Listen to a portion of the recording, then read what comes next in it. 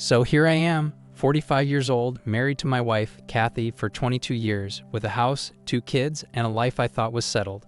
Everything was on track, but sometimes life throws you curveballs. This is what happened to me. I never thought I'd have to write something like this, not in a million years, but when your whole world gets flipped upside down, you need advice from someone somewhere. 3 days ago, I was supposed to be on a business trip. My flight got canceled at the last minute, and I decided to drive home. It was a surprise. Kathy wasn't expecting me. Our kids were away at college, and the house was supposed to be empty. When I got home, I noticed the neighbor's son's car parked in my driveway. He's 22, a decent kid as far as I knew. Didn't think much of it, but something didn't feel quite right. I don't know. He has never parked his car in our driveway. Walking into my house, everything seemed normal. Too normal, maybe. I started to head upstairs, but then I heard something. A laugh? Not just any laugh, but Kathy's laugh from our bedroom. My heart started beating a little faster as I reached the bedroom door, and that's when I knew. I could hear them talking, joking, and other noises. I opened the door and there they were, Kathy and the neighbor's son. I won't describe the scene. You get the idea. They both looked as shocked as I did. The following minutes were a blur. Anger, confusion, and betrayal swirled around. Luckily for them, I didn't have my firearm. Kathy tried to explain. The neighbor's son scrambled to get dressed, and I couldn't form a coherent thought. I was angry. All I saw was red. Eventually, the neighbor's son left and Kathy and I were alone. The silence in the room was so profound you could hear crickets. Why? Was all I could ask. She started crying, telling me about feeling neglected, about how she felt like we were drifting apart, how it all started innocently, but then turned into something else. We talked for hours, but the trust was shattered. I couldn't look at her the same way. We both knew things would never be the same. The next day, I contacted a lawyer. Kathy and I agreed to separate for now, to think things through. I'm staying at a friend's place trying to make sense of everything. The neighbor's son and his family have not been mentioned yet, but I know I'll have to face them too. I can't believe this happened to us. We were supposed to grow old together, watch our kids graduate, and have grandchildren. Now it all feels like a distant dream. I'm lost, heartbroken, and confused. Where do I go from here? How do I start rebuilding my life? How do I talk to our children about this? All these years, all the memories, all the love, gone in an instant. I'd appreciate any advice anyone can give me. Thanks for listening. Now for the first update.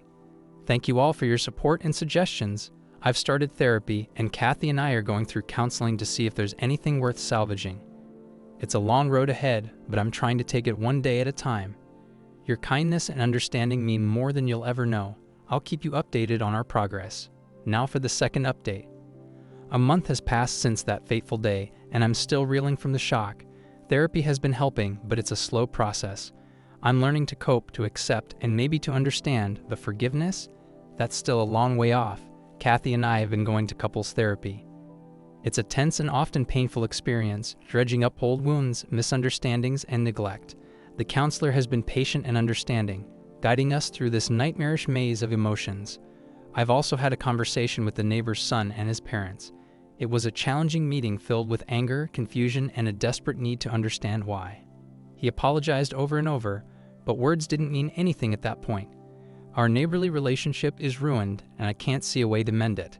Our children now know what's happened. We decided to tell them together. Their reactions were a mixture of anger and shock. They're dealing with it in their ways, but I know it's hurting them deeply. Work has become a refuge, a place to escape and focus on something other than the crumbling of my personal life.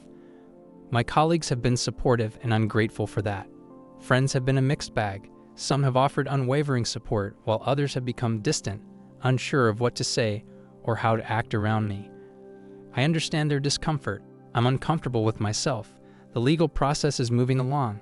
Kathy and I are still separated for now, and we're working through the details.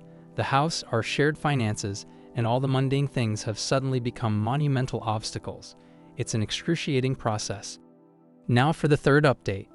3 months now. Time moves on, but the wound still feels fresh. Kathy and I have continued counseling, and there have been moments of clarity, understanding, and even compassion. But there are still days when I look at her and all I see is betrayal, a bridge I will never be able to cross. I've started attending a support group for people who have experienced infidelity. It's a small comfort to know that I'm not alone, that others have walked this painful path. Their stories, their strength, and their empathy have been a source of strength. Kathy has been doing everything she can to make amends. She's been open, honest, and remorseful. She's trying to rebuild the trust that was shattered, but I'm struggling to let her in. The neighbor's son has moved away. His family is still there, and there is major tension every time I see them. I'm considering selling the house and moving away from the memories, the pain, and the awkward interactions. Our children are coping. They're strong and they've been leaning on each other. It's a small comfort to know that they have each other's support. They've been visiting me, spending time with Kathy trying to find a new normal. The legal separation is finalized. The next step is divorce, and that looks inevitable. I'm beginning to see a future, a path forward. It's not the one I envisioned, but it's a path nonetheless. I'm starting to date again cautiously, tentatively. There's hope there, but also fear. Now for the fourth and final update. It's been 6 months since my world was turned upside down. Kathy and I have decided to divorce. For me, it was an easy decision, but not without emotion. But we both know it's the right thing for us. I've sold the house, moved to a new place, and started building a life for myself. It's a lonely journey, but I'm learning to enjoy my own company to find peace in solitude. The neighbor's family has also moved, a final closing of that painful chapter. Our children are thriving, moving on with their lives and finding happiness. They visit often, and we're finding a new way to be a family. I've met someone new. I am taking it slow. She has her own place and I have mine. But there's potential, hope, and a spark of something maybe long-term. Fast forward another month at the divorce hearing, Kathy was civil. She didn't ask for alimony. She just wanted her share of the equity, which I gave her before the divorce. When we sold the house, she moved out of the state to be closer to her parents. As for the woman I was seeing, I stopped seeing her. One thing that I asked her when we started seeing each other was if she was seeing anyone and when was her last relationship. Well, she lied about that. I was at her place one night and we were sitting on the couch and suddenly she said she has to go to the bathroom. Well, I don't know if she meant to leave her phone or she just forgot. But her phone lit up with a text message and this guy told her, "It was nice seeing you again, sexy." While she was still in the bathroom, I left. She blew up my phone about 20 minutes after I left, but I just blocked her. I never called her or texted her after that. I was warned by a few friends of mine that dating is not the same as it was many years ago. They told me it will be tough. I want to thank everyone for their support, advice, and encouragement.